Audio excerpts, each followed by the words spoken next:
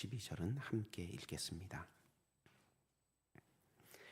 그들이 여리고에 이르렀더니 예수께서 제자들과 허다한 무리와 함께 여리고에서 나가실 때에 디메오의 아들인 맹인 거지 바디메오가 길가에 앉았다가 나사렛 예수시란 말을 듣고 소리질러 이르시되 다윗의 자손이여 나를 불쌍히 여기소서 하거늘 많은 사람이 꾸짖어 잠잠하라 하되 그가 더욱 크게 소리질러 이르되 다윗의 자손이여 나를 불쌍히 여기소서 하는지라.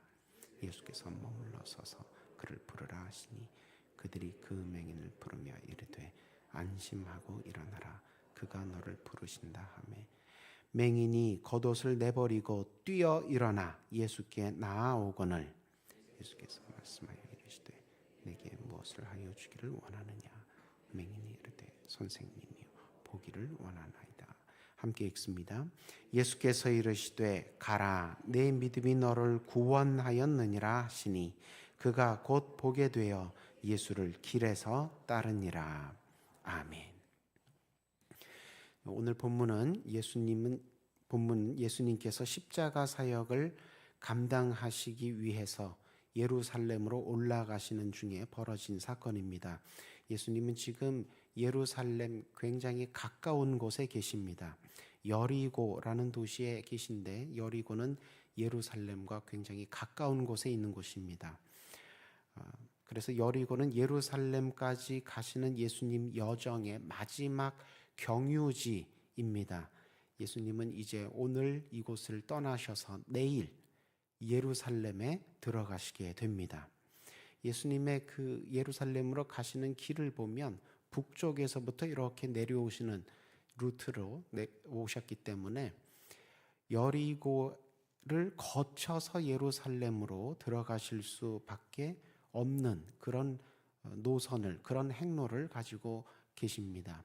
여리고가 예루살렘보다 조금 더 북쪽에 있기 때문에 갈릴리 북부 지방에서 쭉 내려가시다 보면 마지막으로 여리고를 통하고 그 다음에 이제 예루살렘 들어가시게 되는데 꼭 그런 지리적인 이유만이 아니라 다른 의도도 한 가지 더 있으신 것 같습니다.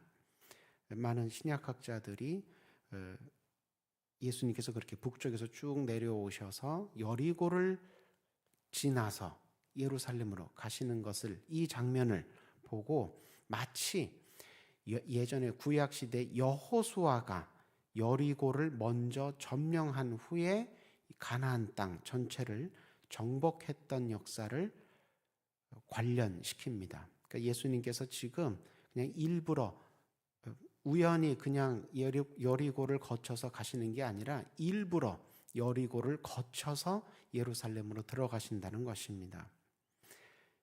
예수님이라는 이름 자체가 여호수아라는 이름의 축약형입니다. 여호수아라는 이름을 축약한 이름의 형태가 구약에 두 가지가 나오는데 하나는 선지자의 이름이기도 하죠. 호세아, 여호수아를 호세아라고 줄여서 부르기도 하고 혹은 예슈아라고 줄여서 부르기도 합니다. 이 예슈아라는 히브리 이름이 신약에서 예수라는 이름으로 표기가 된 것이기 때문에 예수님께서 일부러 여호수아가 여리고를 통해서 가나안을 모두 점령했던 것처럼 예수님도 여리고에서 한 개인의, 한 맹인의 어둠을 빛으로 고쳐주시는 그런 작은 승리를 먼저 거두시고 그리고 예루살렘 가셔서 모든 인류를 죄와 사망의 권세로부터 건져내는 큰 승리를 거두시는 그런 방향으로 사역을 하시기 위해 여호수아의 노정과 비슷한 그런 동선을 취하셨다고 보는 것입니다. 그런데 이미 여리고에서부터 예수님께는 허다한 무리가 함께 붙어서 예수님을 환영하고 예수님을 따라다니는 그런 과정 중에 있었습니다. 그런데 이렇게 많은 무리가 예수님을 칭송하면서 따라다니고는 있었지만 그들 대부분은 독생자를 통한 하나님의 구원 계획을 이해하지 못하고 그저 예수님을 로마의 압제에서 벗어나게 해줄 정치적인 메시아 정도로만 여기고 예수님을 그렇게 떠받들며 따라다니는 중이었습니다. 예수님을 통해서 과거에 자기의 조상들이 누렸던 그 영광, 다윗의 나라가 회복될 때가 이제 됐다. 이렇게 하나님 말씀을 능력 있게 전하시고 하나님의 기적을 놀랍게 행하시는 이분을 중심으로 로마를 쫓아내고 과거의 다윗의 나라를 다시 세울 수 있겠다. 흥분하며 들떠 있는 상태입니다. 그러니 이런 사람들 눈에 초라한 맹인 거지 한 명쯤은 안중에 들어올 리가 없지요. 오히려 예수님 장차 큰 일을 맡아서 하셔야 되는데 그런 예수님께 맹인 거지 같은 사람이 자꾸 찾아오고 이러면 누가 될까 봐 행여 예수님 가시는 길에 회방이 될까 봐 이 맹인 거지가 절박하게 호소하는데도 꾸짖고 내쫓으려고 합니다. 그렇지 않아도 이 맹인 거지 굉장히 사회적인 약자이지요. 사회적인 약자의 목소리는 예나 지금이나 작습니다. 그렇지 않아도 작은 목소리인데 아예 없는 목소리로 만들어 버리려고 꾸짖고 쫓아내려 했다는 것입니다. 이런 무리의 모습을 보면서 오늘날 우리의 예배, 우리의 선교, 우리의 봉사는 어떤 모습인지, 혹시 우리 가운데도 이런 모습은 없는지 돌아보게 됩니다. 화려하고 세련되고 고급스러운 프로그램이나 이벤트, 이런 것들에게 치중한 나머지 정작 들어야 할 목소리, 돌봐야 할 사람, 지켜야 할 본질을 놓치고 있지는 않은지. 자리는 예수님과 함께하고 있지만 시선은 예수님의 시선과 다른 방향, 반대 방향을 향하고 있는 우를 범하고 있지는 않은지 늘 깨어있는 믿음으로 점검해야겠습니다. 모든 사람은 이 맹인 거지를 무시했지만 오늘 본문 보니까 예수님만은 이 거지의 사정을, 이 맹인의 형편을 놓치지 않으시고 가까이 부르셔서 치유와 회복의 은혜를 부어주십니다. 예수님이 단순히 동정심이 많으셔서 그런 게 아닙니다. 이 거지의 이름은 바디메오였는데 이 이름은 이 사람의 실명, 진짜 이름이 아니라 별명일 수 있습니다. 왜냐하면 이 히브리 이름에서 바라는 말이 앞에 붙으면 누구누구의 아들이다 이런 뜻입니다. 햄버거 이름에도 맥도널드 있지요. 맥, 이 누구의 아들이란 뜻입니다. 그러니까 도널드의 아들이란 뜻이지요. 맥아더, 아더의 아들이란 뜻입니다. 맥아더 장군의 이름도 영어에서도 이렇게 누구의 아들, 누구의 자손이라는 표현이 나오는데 히브리어 이름에서도 바라는 말이 앞에 나오면 누구의 아들이란 뜻입니다. 그런데 누구의 아들이냐? 히브리어로 타메 하면 부정하다는 뜻입니다. 그래서 제사장들이 어떤 전염병자를 진단한 다음에는 뭐라고 합니까? 타메, 부정하다, 부정하다. 이렇게 선언을 하게 되면 이제 그 사람은 공동체에 같이 있지 못하게 되는 것이죠. 이 타메, 부정하다,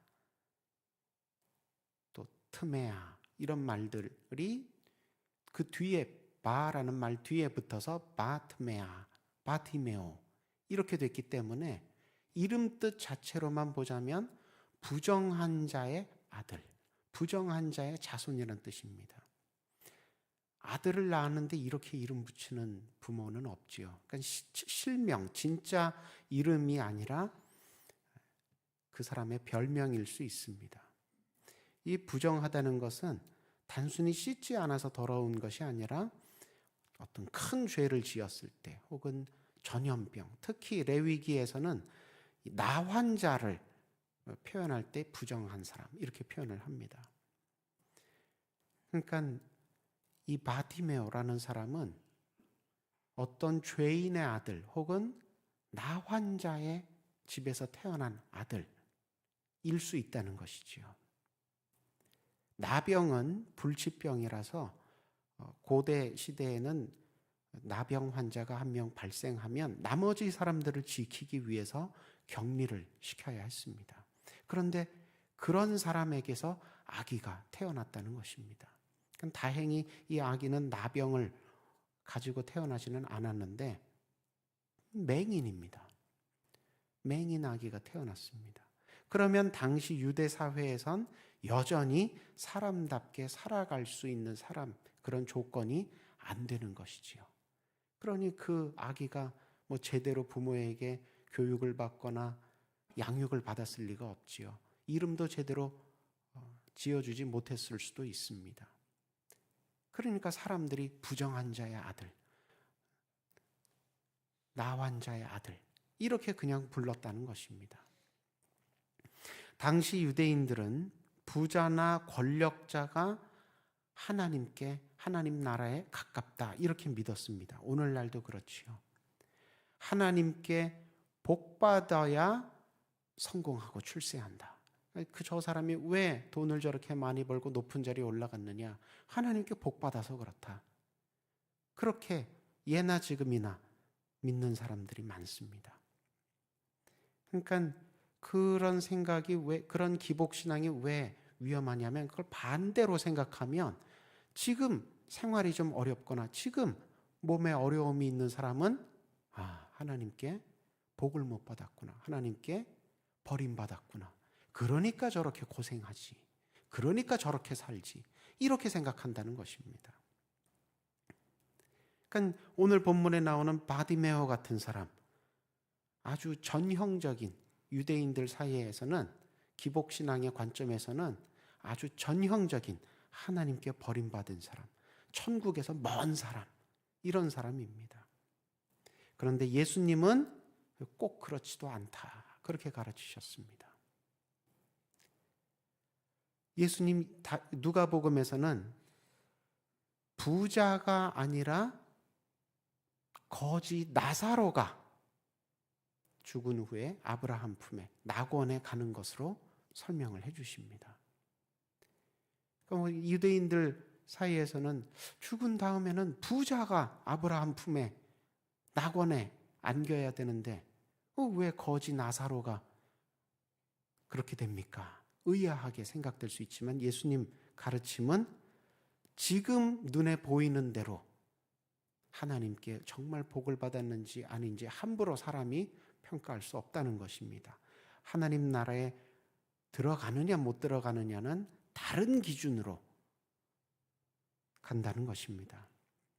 이번에도 예수님은 다른 사람 다 과거의 다윗의 왕국이 회복되리라 그렇게 흥분하며 들떠 있을 때 예수님은 맹인 거지 바디메오에게 주목하십니다. 아무도 찾지 않는 그 사람을 예수님께서는 주목하시고 그 사람 때문에 가시던 길을 멈추십니다. 예수님은 지금 십자가 지러 예루살렘 가시는 길인데 무엇보다도 가장 중요한 사역을 감당하러 가시는 길인데 그 길을 멈추십니다. 누구 때문에요? 바디메오. 맹인 거지. 아무도 돌아보지 않는 그 한 사람 때문에 멈추시고 그를 가까이 부르시고 그의 대화 상대가 되주십니다. 아마 바디메오 인생에 이렇게 자기를 사람 대접해 주면서 누구하고 얘기해 본 적은 오늘이 처음일 수 있습니다. 그리고 예수님은 그의 아픔을 고쳐주십니다. 이럼으로써 예수님은 자기가 왜 예루살렘으로 가는지를 미리 보여주신 것입니다. 나는 이런 사람을 치유하고 회복시키러 왔다. 나는 지금 그런 일을 하려고 십자가를 지는 것이다. 미리 보여준 것입니다. 성경을 읽다 보면 도저히 믿음이 좋을 수 없는, 도저히 믿음이 좋기는커녕 믿음이 있을 수가 없는 그런 환경에서 아무 배경 설명 없이 갑자기 믿음 좋은 사람, 믿음의 위인, 믿음의 거인이 등장할 때가 있습니다. 구약에서 대표적인 인물이라면 여리고에서 그 두 명의 정탐꾼을 숨겨주었던 여인, 이방 여인이죠. 라합이라는 기생이 있었습니다. 이 여인이 어떻게 이렇게 하나님 편에 서는 법을 누구에게 배웠을까? 자기 목숨을 걸고 정탐꾼을, 우리가 볼 때는 하나님 백성의 군대이지만 이 라합과 여리고 사람들 입장에서 볼 땐 적군이지 않아요? 그런데 그 정탐꾼을 숨겨줍니다. 그 사람 편을 들어줍니다. 이런 믿음이 어디서 나왔을까? 참 이해가 안 되죠.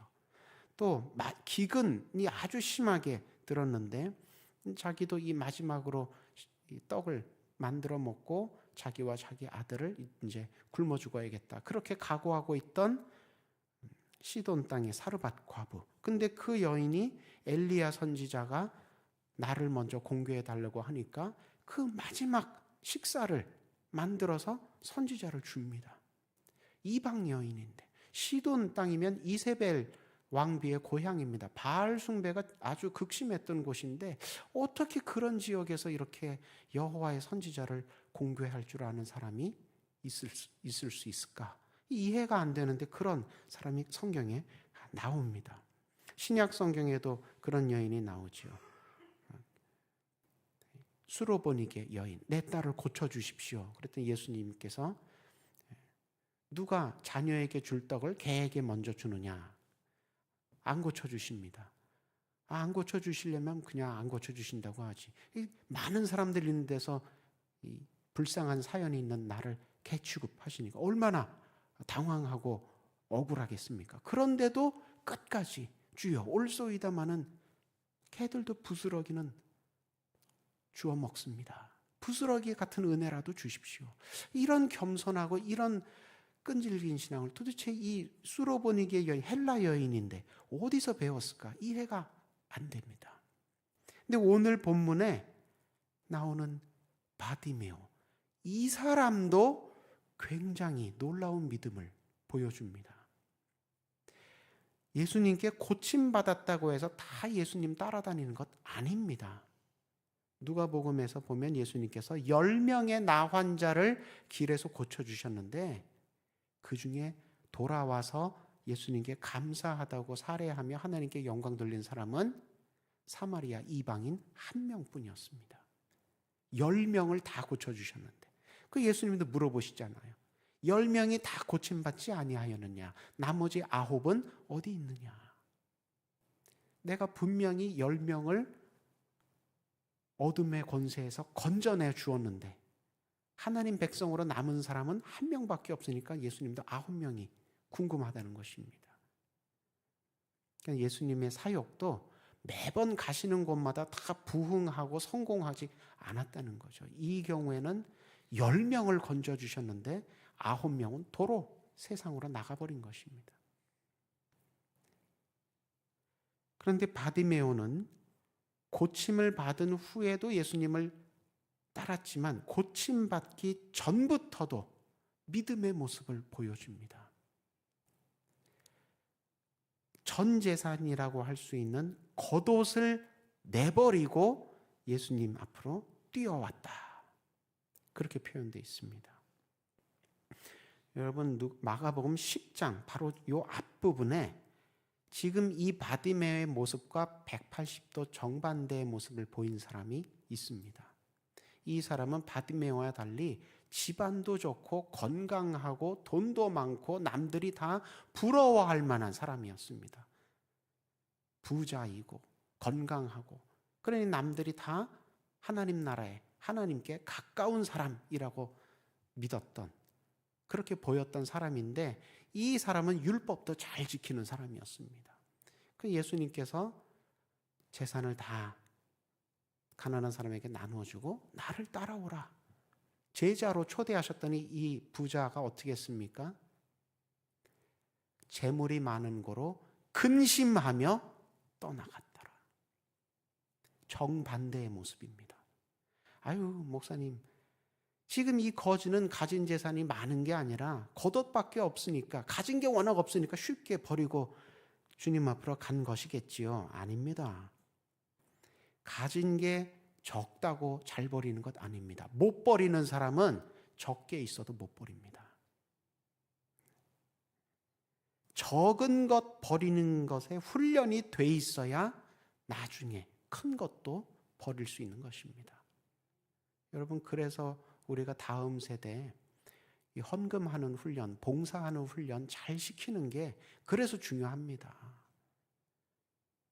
어릴 때 엄마가 주시던 100원, 1000원 이거 헌금하는 습관 안 되면 결코 나중에 11조 못하고요. 11조 못하면 결코 자기 인생 걸고 하나님 못 따라갑니다. 봉사도 마찬가지지요.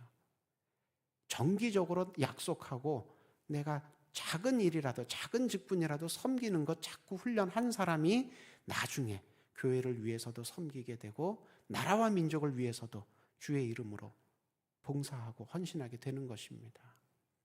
작은 것, 그거는 쉽게 할 수 있죠. 아닙니다.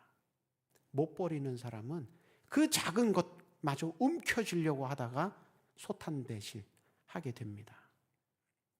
바디메오의 모습은 우리가 주님과 관계를 가질 때 어떤 관계가 이 관계의 모습이 어떤 모습일 때 건강한 관계인지를 예시해 주는 굉장히 상징적인 장면입니다. 주님께서 부르시면 모든 것을 놔두고 따라야 한다는 것입니다. 지금 바디메오가 보여준 모습입니다. 그래서 예수님께서 내 믿음이 너를 구원하였다 이렇게 칭찬하시고 앞으로도 계속 그렇게 살으라고 격려해 주시는 것입니다. 이 내 믿음이 너를 구원하였다라는 이 문장을 구원론 명제로 오해하시면 안 됩니다. 우리 믿음 때문에 우리가 구원받는 게 아닙니다. 바디메오가 믿음 때문에 눈이 뜬 게 아닙니다. 예수님이 눈 뜨게 해주셨죠. 무슨 내 믿음 때문에 눈이 뜹니까? 예수님께서 이렇게 표현하신 것은 칭찬해 주시는 겁니다. 내가 네 믿음을 귀하게 본다.